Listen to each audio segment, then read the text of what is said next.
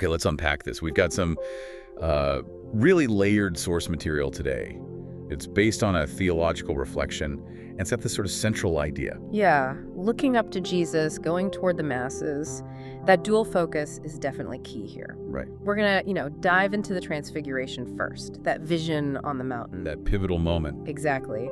And then explore what that confirmation, that divine moment actually means for discipleship day to day, the practical demands. And it's interesting how the source immediately grounds it. It's not just abstract theology. Not at all. It connects it directly to a real-world situation, referencing a 2015 plan involving about 2,000 new homes being built. I think it was in the greater North area. Wow. So it really frames it as an active mission field. Precisely. It's about engagement. Okay. So our mission then, for this deep dive, let's pull out the core arguments about Jesus' identity that the source presents. Who he is. And then, really importantly, what the source identifies as the two necessary parts of true discipleship. The non-negotiables. And we really need to nail those distinctions it makes, especially, between service and servitude and grace versus redemption. It uses some pretty striking analogies. Okay, I'm ready for those aha moments. Good. So let's start where the source does, on the mountain. All right, the transfiguration. First thing the source points out is how specific, how exclusive it was. Yeah, that's striking, isn't it? Jesus takes Peter, James, and John. Just 3. Not the 12, not the crowds. Just the inner circle. Why only 3 do you think the source suggests? Well, it seems the idea is that the glory revealed was so profound, so different, that maybe it needed this core group to witness it first, to ground the testimony later on. Okay, and the appearance itself. His face shining with radiant light. But the source adds this description, approachable or clean. Yes, and that phrasing is deliberate. It's setting up a contrast. With Moses. Exactly, with Moses on Sinai. Remember, when Moses came down, the glory was so overwhelming, frankly terrifying, that the Israelites couldn't look at him. He had to wear a veil. Ah, I see. So Jesus' glory, while divine, is presented as different, accessible. That seems to be the point. It confirms his divinity, but doesn't erase his humanity. It kind of positions him as the perfect mediator, the bridge. That distinction really lands. He fulfills the old relationship with God, but also transforms it. And look who he's with up there, Moses and Elijah. Right, not just random figures. Definitely not. The source presents them as embodying divine authority. Moses represents the law, God's word. The foundation. And Elijah represents God's power. Think of that incredible miracle, against the prophets of Baal, sheer power. And the source mentions that little detail about how they left the earth too. Yeah, that curious detail. Moses' grave is unknown, hidden by God. And Elijah, he was taken straight to heaven, no death. Sort of underscores their unique status, doesn't it? It does. It sets them up as these preeminent witnesses from the Old Testament tradition. Yeah. And the source, I think, immediately uses this to frame Jesus. He's standing there between law and power. As the fulfillment of both. Exactly, the culmination of everything that came before. Okay, so he's established as the fulfillment, flanked by Moses and Elijah. Then comes the ultimate endorsement, right? The voice from the cloud. Yes, the bright cloud covers them, and the voice declares, "This is my beloved Son, in whom I am well pleased. Listen to him." Huge moment. And the source is quick to point out, this isn't the first time that declaration was made. No, it happened at his baptism too, same words. Which forces us to look back at that baptism event. Right, because the source tackles that question. Why did Jesus, being sinless, get baptized by John? Baptism was for repentance, for forgiveness of sins. Exactly, and the explanation given is pretty insightful. It wasn't about him needing forgiveness. It was to fulfill all righteousness. What does the source say that means, practically? It emphasizes humility, but also strategy, almost. If Jesus had stood aside I'm above this ritual, it could easily have been seen as arrogance. Right. It might have alienated people, created suspicion. Or confusion, definitely. It could have undermined the whole movement right from the start. So his participation wasn't about his own need. It was about validating the process for others, showing solidarity. And obedience to God's plan, even when involved, this radical act of humility, identifying with the people he came to save. Okay. And once that humility is shown, then comes the voice again. This is my beloved Son. And the source really hammers this point. This confirms he isn't just, say, a great historical figure or a miracle worker born out of ordinary human circumstances. But specifically? Specifically, the only begotten Son. It connects directly to that foundational verse, John 3.16. So the identity is unique, divinely confirmed. The baptism kind of paved the way for that public declaration of sonship. Okay, so that identity piece is clear. Now let's get to the practical side, the discipleship demands. The voice says, "In whom I am well pleased." How does the source connect being pleased with? Well, with us. It links it directly to faith, pointing to Hebrews 11.6. You know, the verse saying that without faith, it's impossible to please God because you have to believe he exists and rewards those who earnestly seek him. Right, belief and seeking. And this is where the source introduces a really helpful, maybe even challenging analogy. It outlines two very different mindsets people can bring to their faith or to the church. The consumer analogy. Let's hear it. Okay, so the first mindset is seeking service. This is someone who comes looking primarily for benefits. Like what? Blessings, comfort? Yeah, comfort, maybe help with problems, financial aid, spiritual boost. It's focused on what they can get out of it. Okay. And the source compares this, quite pointedly, to dealing with, say, an insurance salesman or joining some kind of commercial club. Ouch. How so? Well, you get a lot of attention, maybe flattery, up until you register or sign up. Oh. But once you're in, the service might drop off because the relationship was fundamentally transactional. About getting the status, not the ongoing connection. That's a harsh comparison, but I think we can all recognize that dynamic sometimes. But hold on, isn't seeking comfort or help a valid reason to turn to faith initially? How does the source balance that genuine human need with this critique? That's a fair question. It balances it by presenting the necessary alternative, seeking servitude. Okay, servitude. What does that look like?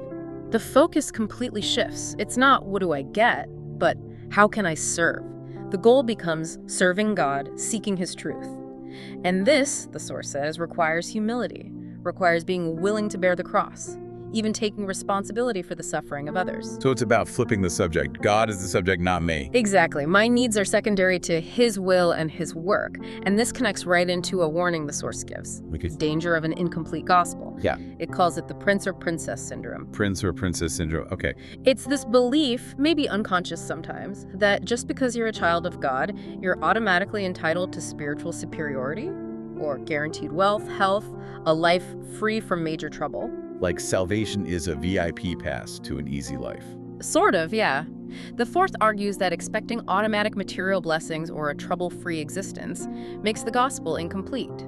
Because, it argues, true discipleship inherently involves embracing suffering and service the cross, not just anticipating the benefits of the resurrection. That emphasis on humility, service, even suffering, it seems to lead directly to the last part of the voice's command.